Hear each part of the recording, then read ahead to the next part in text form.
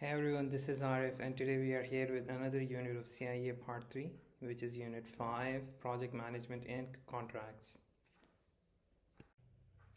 This is a brief introduction in which you can go through my profile. I wouldn't be taking longer here. You can pause just in case if you are interested to know more about me and my professional journey. This is an overview of the entire CIA unit, CIA unit part 3.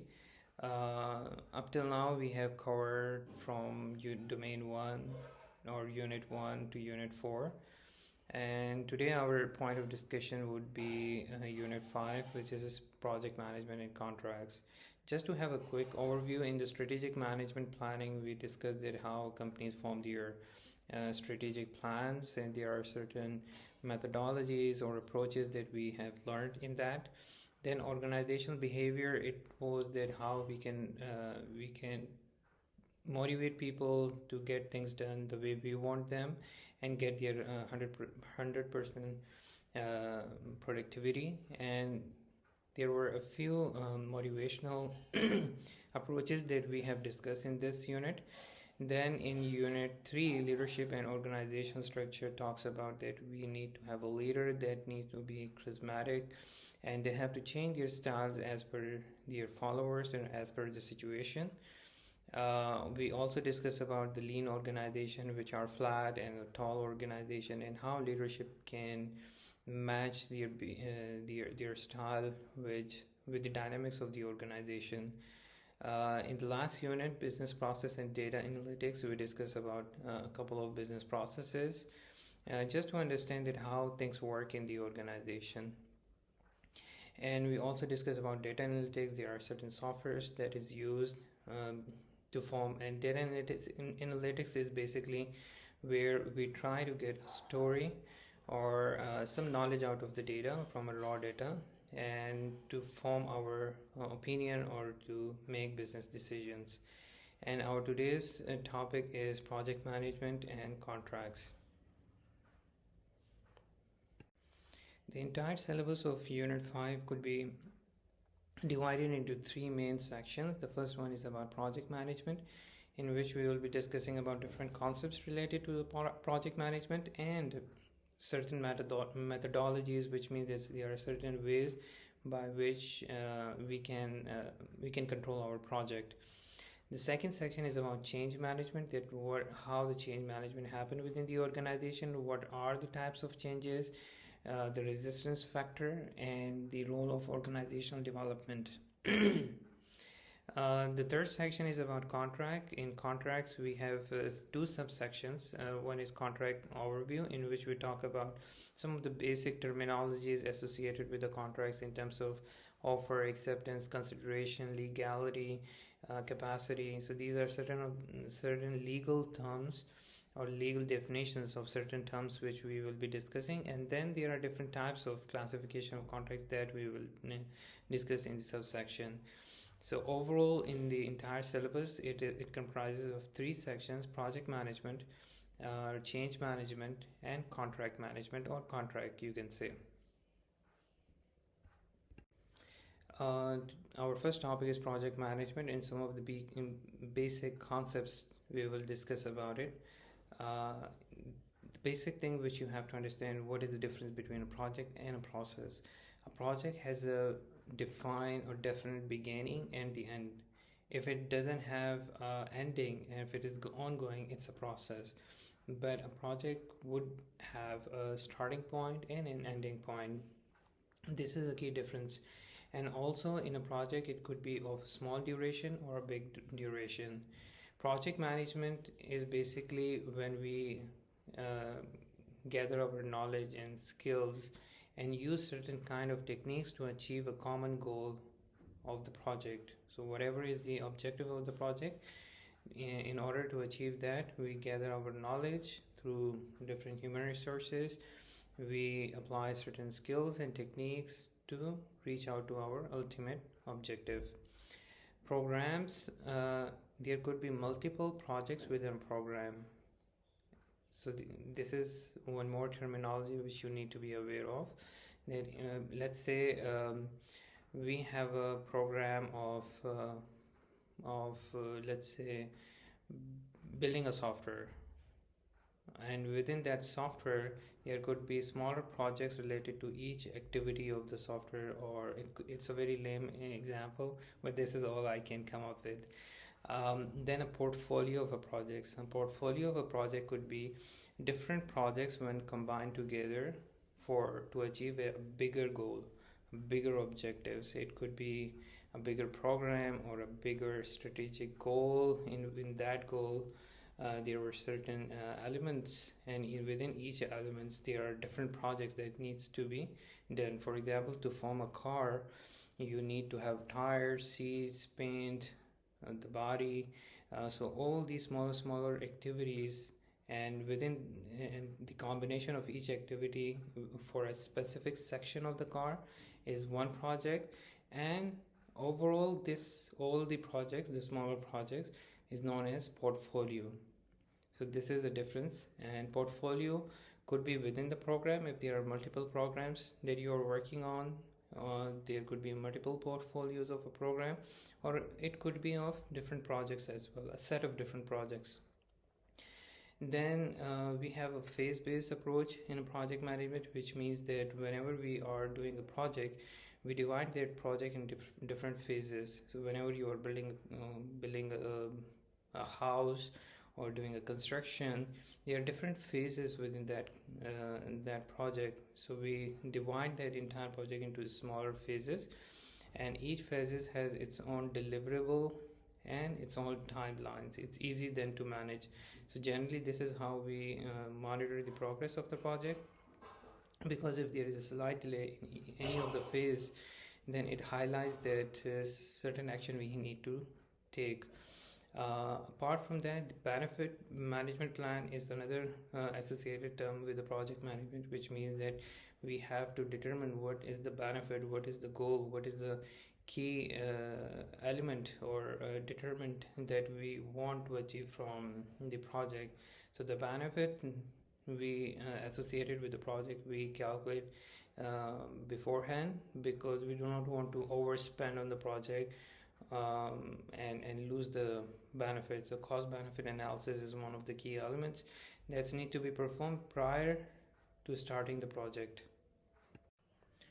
Project life cycle. Whenever we talk about the project management, we talk about the cycle, which means there is a starting and the ending, and in between there is organization, which means when we start a project we have to organize the activities, we have to make a plan, so that is, and gather the resources, allocate the resources. So we do the organization, which is management of the resources and scheduling, and then we do the actual work, the execution, doing the work, and eventually at the end of the project we deliver the final product. So this is a life cycle in a very brief nutshell.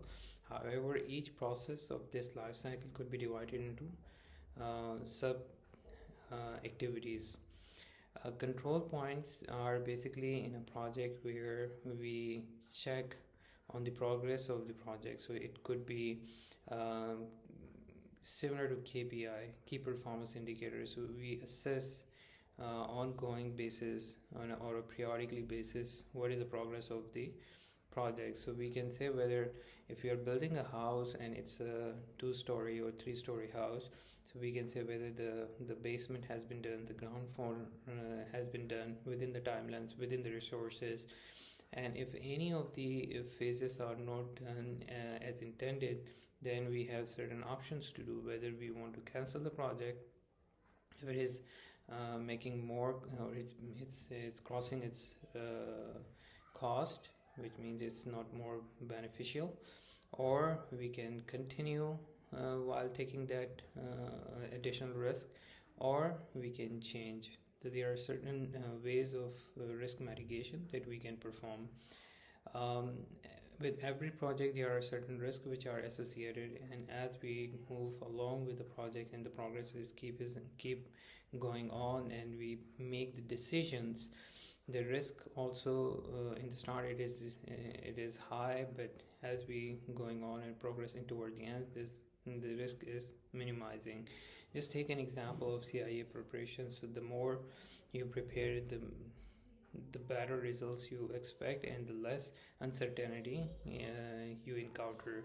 So if you pass part 1, there is 2 more to go, and if you pass part 2, there is only 1 part to go. So you're minimizing your risk. Similarly, in a project, that also happens, and your each part could be considered as control unit as well, because if you do not perform in each part, you cannot move to the second part, or you do not want to move to the second part unless you make certain correction. Stakeholders has many influencers, internal and external. Within the organization, you have to look how the senior management take that project, what are the resources available for that project, what is the culture of the organization, and external stakeholders, the government, the regulators, the customers. So there are multiple stakeholders that we have to take into account whenever we are embarking on any project. The person who manages and lead the project is known as project manager. As we have discussed in the earlier slide, that there is a project life cycle, which means that how we complete a project. Here in this slide, we will be talking about distinct processes within a project to elaborate further the life cycle.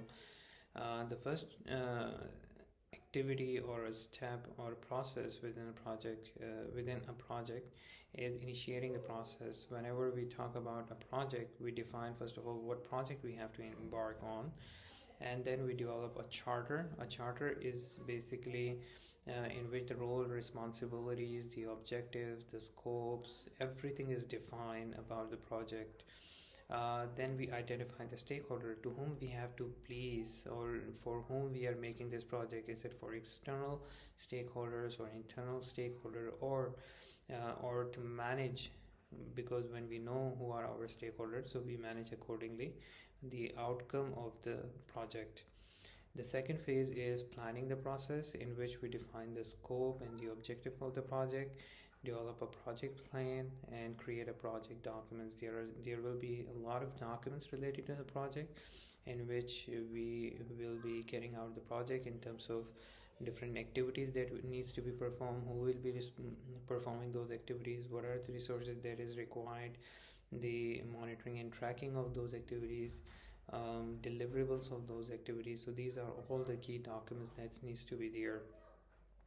Executing the process, then the execution. The third step is execution, in which we follow the plan, and if there is a deviation or any changes, then we overcome during that execution part.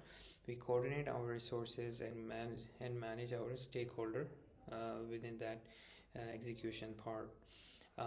Then the fourth step is monitoring and controlling the process, in which we track, review, and regulate the progress. So there are different control points where we check how the progress is going on, and accordingly we take instant action, just not to get delays or overrun with the cost or timelines. So these are the things which we do. And lastly, the closing the project, which means formally terminating the project, which means giving the final deliverable to the clients, taking their feedback, and making all the required documents complete. And this is the closure of the entire project. So just to summarize quickly, we have 5 distinct processes within any project. The first one is initiating the process. The second one is planning the process. The third one is executing. The fourth one is monitoring and controlling. And the fifth one is closing. So these are certain processes that are involved within any kind of project that you embark on. Internal and external influencer. Basically, there are different stakeholders, as we have discussed in any project. Internal influencers are the one who are directly associated with the project. They may be the people who execute, the people to whom we report to, the overall strategic management or leadership who wants the final results of the project. So these could be an internal stakeholders, and external stakeholder, as we have discussed, that it could be regulators, the customers, suppliers. So these might be an external. There are two more terms which you need to know in regards to project management. One is organizational process assets, OPAs. OPAs are basically in which we talk about all the key elements that are directly associated with the projects, means the plan, the processes, policies, and procedures. These are the key elements that directly affect the projects. And then there is another term which we know, which is known as enterprise environmental factors. This could be an internal or external factor. These are indirect elements or factors which still have an influence on the project. Internally, it could be the culture of the organization, the structure of the organization, how the governance, how strong is the governance within the organization. So these are the key elements that may affect the project as well. Or the external factors, which could be financial factors, the government policies and procedures, the laws and regulations. These could be other factors which are indirect to the project management, but may have an influence. So anything which has a direct influence and are directly associated with the projects, that is known as organization process assets. And if it has an indirect influence over the project, be it internal within the organization in terms of their culture and organizational governance, or external related to government regulations or regulators, that is known as enterprise environmental factors. Project artifacts are basically the key element or components of a project. It could be related to the plan, the documents, the internal and external influences on the project, the direct component of the project, its life cycle, the working papers. So it basically could be anything that is related to the project, and we need to tailor each project artifacts based on the need of the project. So not every project will remain the same. I will just give you the example from the audit. For instance, whenever we are doing an HR audit, even though the same HR audit, if it is done in another organization, the artifacts will change, because the other organization will have a different organization structure, different business activities, different dynamics of the businesses. So accordingly, though we are doing an HR audit, we might change the approach because maybe that other organization has to comply with certain laws and regulation, or maybe in a different country. So the artifacts change. One of the key elements of the artifacts are project plan, because the project plan is very important whenever we are tailoring an project.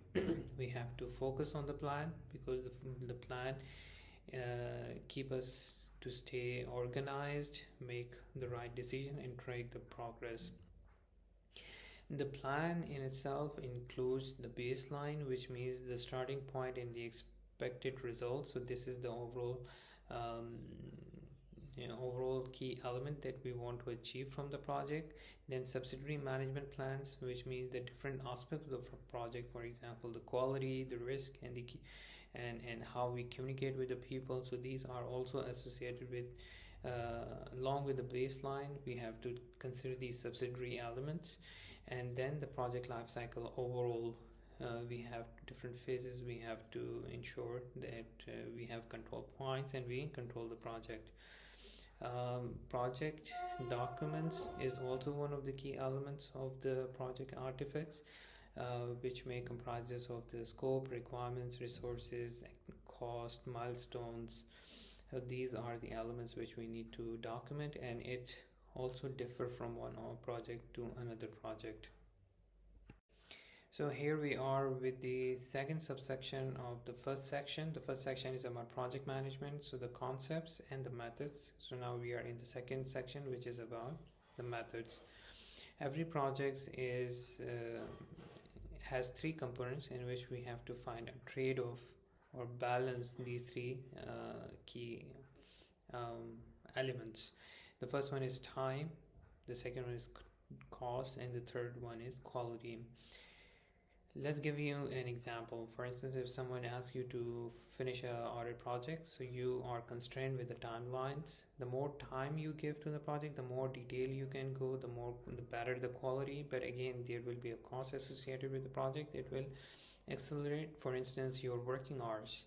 You will be spending more time on a specific audit project. So there are opposite correlation, which means if one thinks you want to improve, the other things will deteriorate. For instance, as we have given in the example, if you want to ensure that you timely deliver or ahead of the time, then you have to find a trade-off or balance between the quality and the cost. If you focus on the cost to minimize the cost, then you have to compromise on the quality at times. Therefore, we have to strike a balance where we ensure that the cost benefit analysis is achieved of the project. There are also certain project management tools that we use. The most famous one are Gantt charts. These are the charts in which we look at the different activity from the start till the end, and to ensure that the overall project achieve its desired timelines and finish within the timelines. Then we have a PERT, which is a bit technical, we'll be discussing, and associated with the PERT we have CPM and some other tools as well.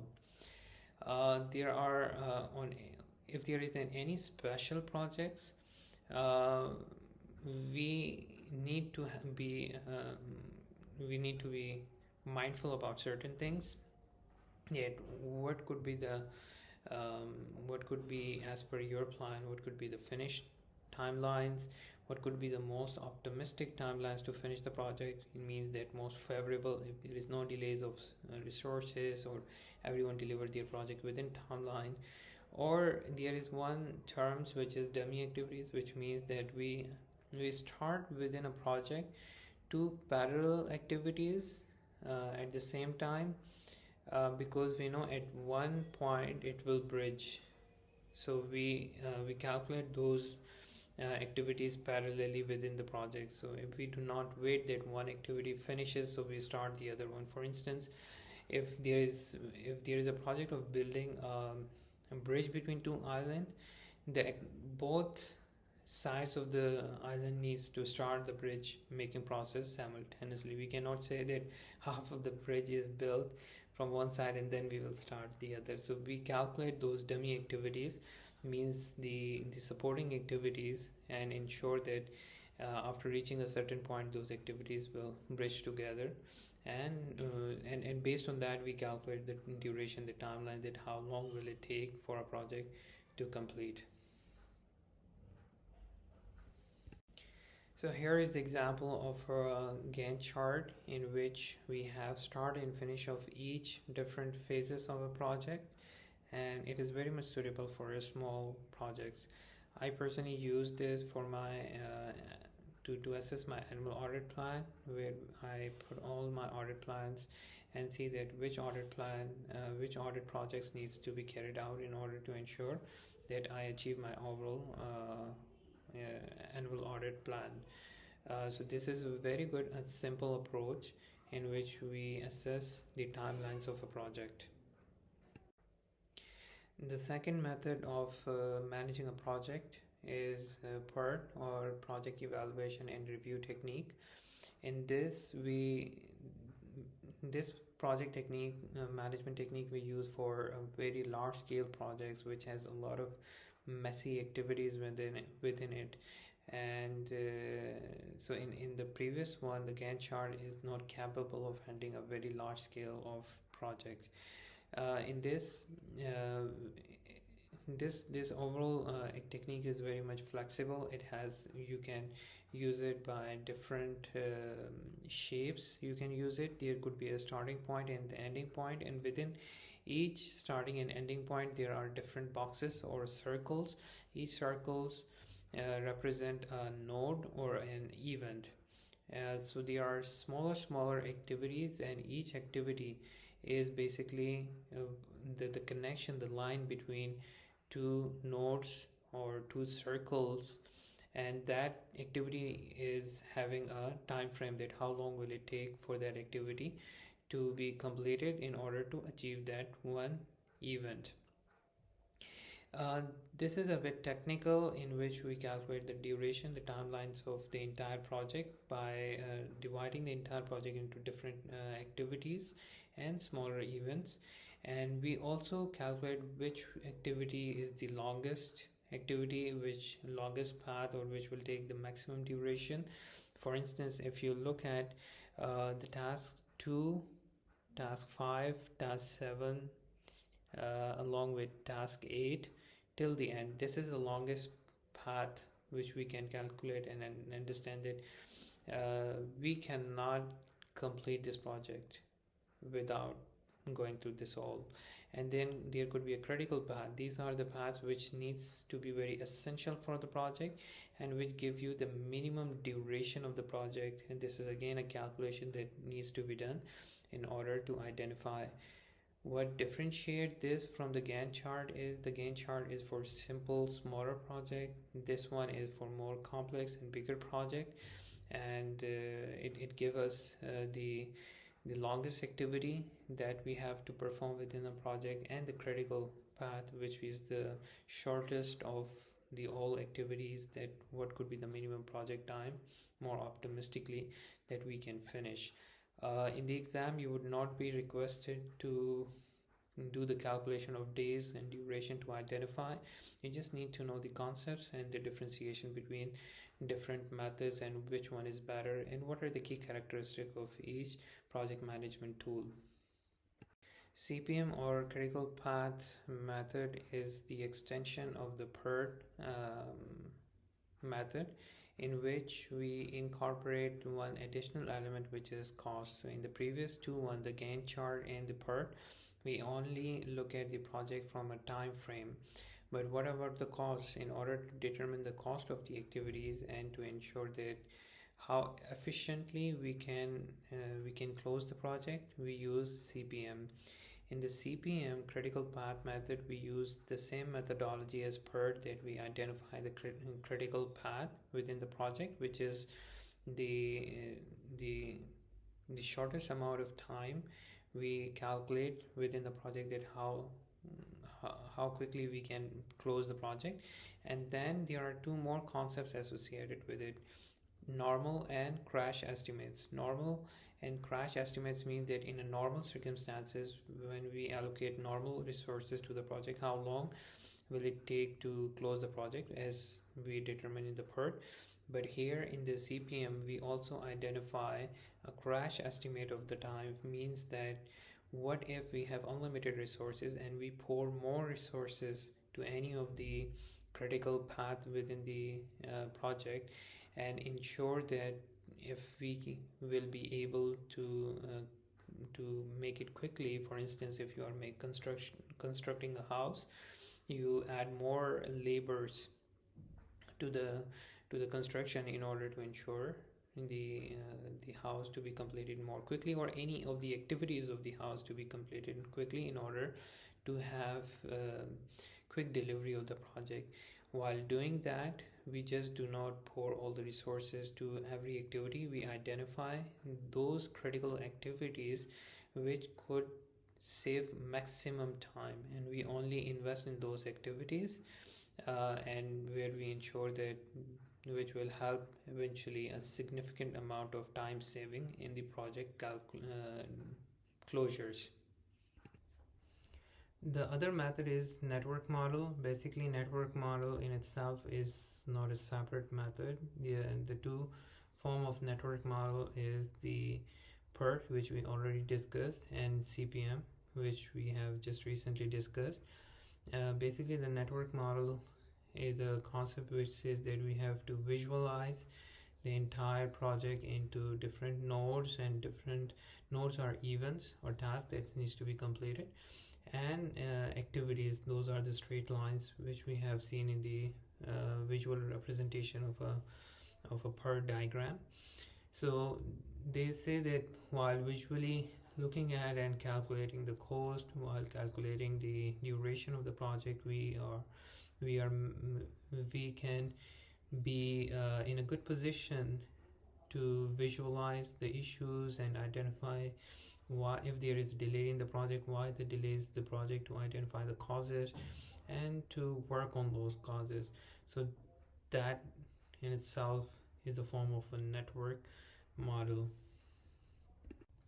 So here we are, where we have already done with the first section of the unit 5, which was about project management. And within the project management we covered two subsections. One was the concepts and the second one was the method. Now we will discuss about change management. uh, in any organization, it is very crucial for the success of the organization that there is a gradual change as per the need of the time, but that change needs to be well regulated or managed very properly. The people who initiate or lead those change, generally these are the CEOs or within the department, a departmental head. They need to be very inspirational, they need to communicate effectively the benefits of the change, and they needs to take the buy-in of the followers as well. There are different types of the change that take place within the organization. It could be related to the cultural change, where we want to introduce more accountability, less tolerance for bad behavior. So these could be something that we have to ensure that we have to classify what type of change that we are in bringing, and accordingly mold our behavior, or manage the project accordingly. The second change could be related to the product, where we want to enhance or change the features of the project or usability. The third change could be structural change within the organization, where we want to end the bureaucracy within the organization by having more flat organization, or if the organization has evolved in a very large scale, and now we want to make it more bureaucratic, just in order to ensure that there is more control over the activities and there is one line of direction. Whenever there are change happen, there is most of the time there are resistance within the organization. The resistance could be caused due to many factors. It could be as a result of the fear of unknown. Maybe people are afraid that they will lose their job, or maybe they feel that they could not fit in within the new change within the organization due to lack of competence. There could be an emotional threats that people were used to the previous way of doing things and now they have to change themselves.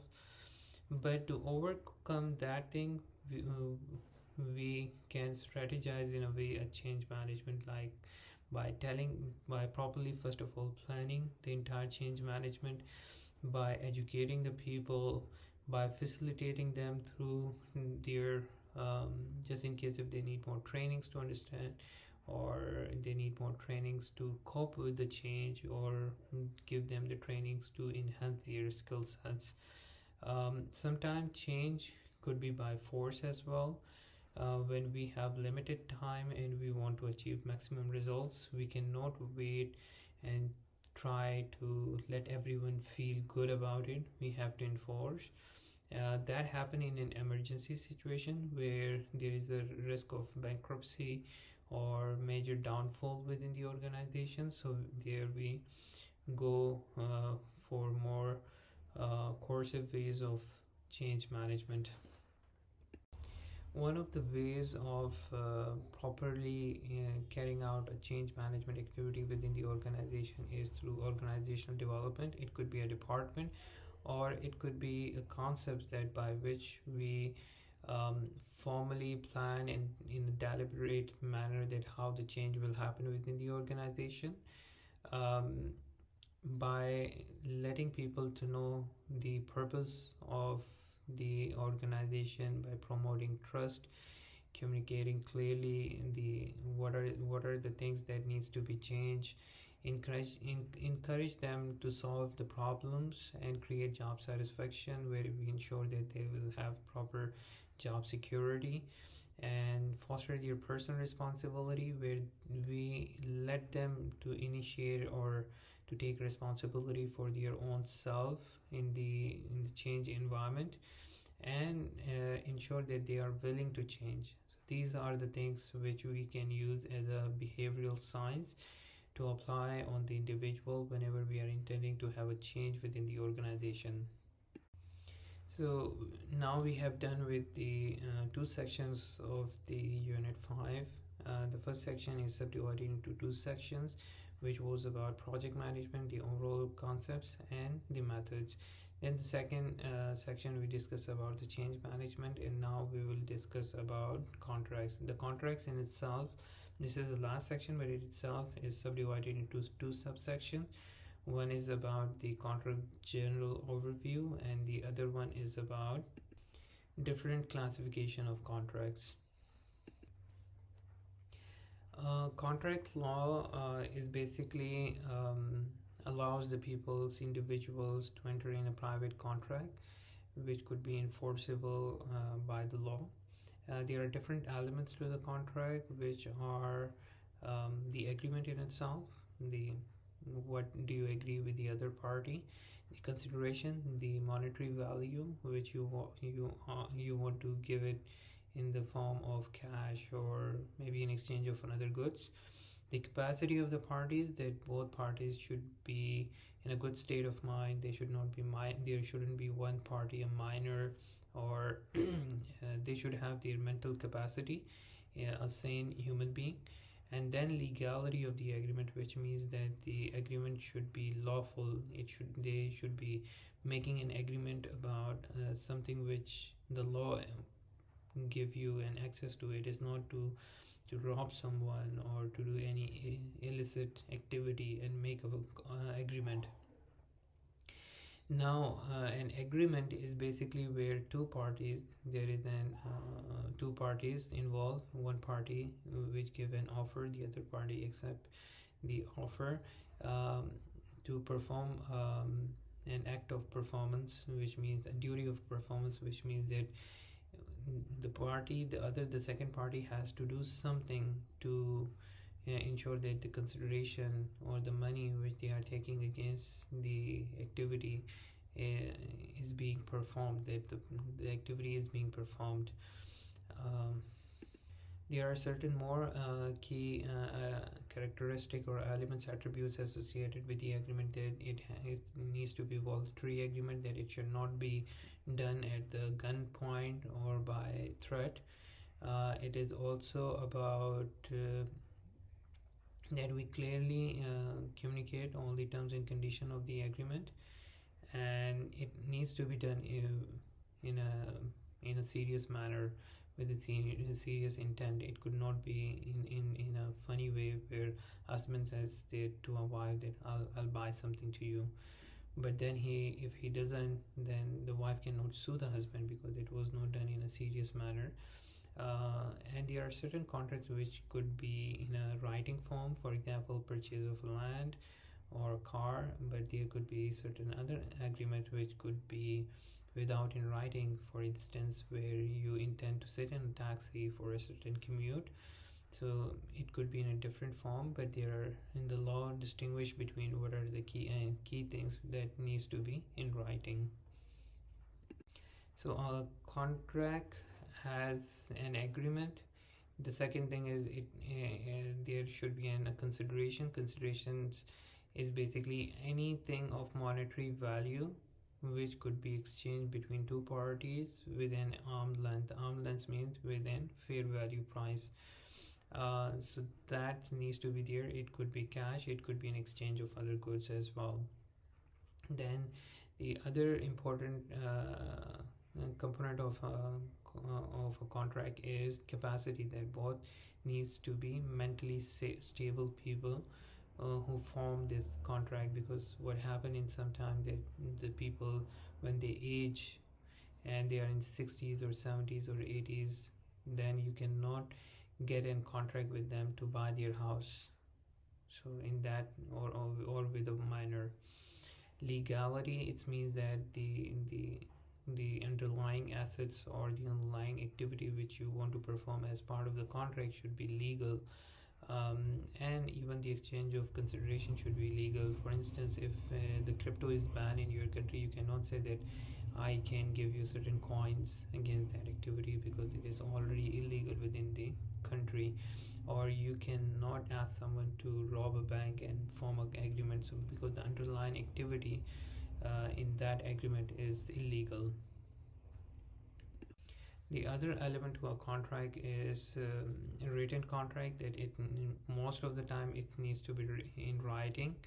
But there are certain situations where an oral contract could also be enforceable.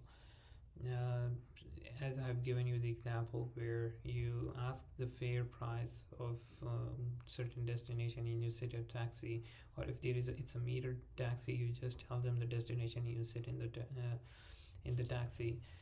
That in itself, that activity, or sometimes you just simply orally say something that if you do this, I'll give you that. So these contracts are acceptable, but the problem with these contracts is it's very difficult to enforce at times, because you need circumstantial evidences to prove your point, just in case if the duty is not performed by the other party. But there are certain assets or certain things on which you need to have a legal or in writing contracts mandated by the law. For example, sale and purchase of the land, that needs to be done in writing. You cannot have a verbal contract in that aspect. Then the cost of the contract, the consideration which you want to pay and the other party will receive, could be in a different form. It could be fixed price, it could be cost plus fixed price, means whatever the cost is incurred in making the house, and then plus a certain commission. Then cost plus award fee means that if you achieve your contract ahead of a time, you will get a bonus or an extra amount. Time and material contract, that how long will it happen and what are the resources that you will be required and will be complete in the contract. So there could be different scenarios that how you calculate the cost within the contract, but it is important to highlight the cost or the consideration, as we say in the legal terms, that need to be in exchange as against the duty of performance of the other party. So within the last section, the third section, we have covered the first subsection, which was the overview of the contract, and now we will discuss the second subsection of the contract, which is classification of a contract.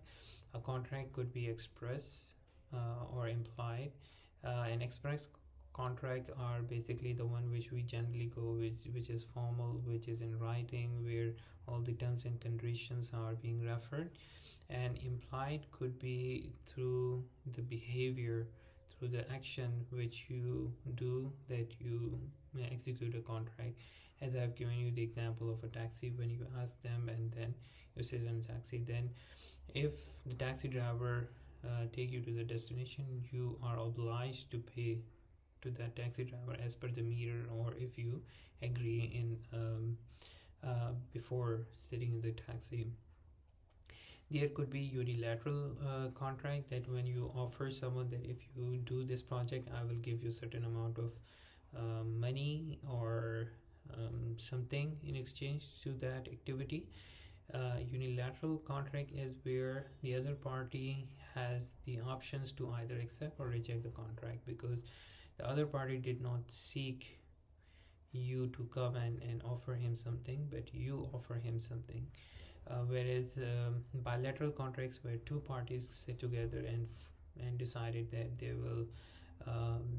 will form a company and both will be partners of the company, where both parties sits together and mutually agree on certain terms and conditions.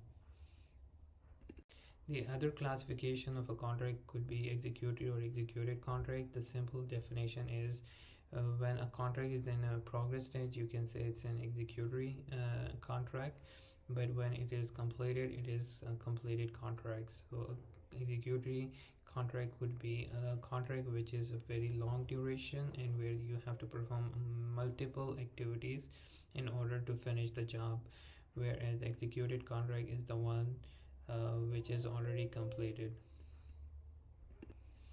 So by this we reach to the end of our section, not even the section but the entire CIA part 3 unit 5. So thank you for being here, and just to conclude a quick snapshot, in the entire unit we had 3 main sections. The first one about project management, which is further divided into 2 subsections: the overview and the method of project management. The second was about the change management, and the third one was about contracts. And in contracts again we have 2 subsections. One was the overview and the second one was classification of different contracts.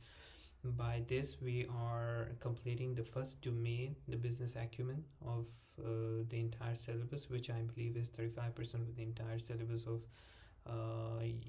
part 3, and most probably we will be going into the next parts as well.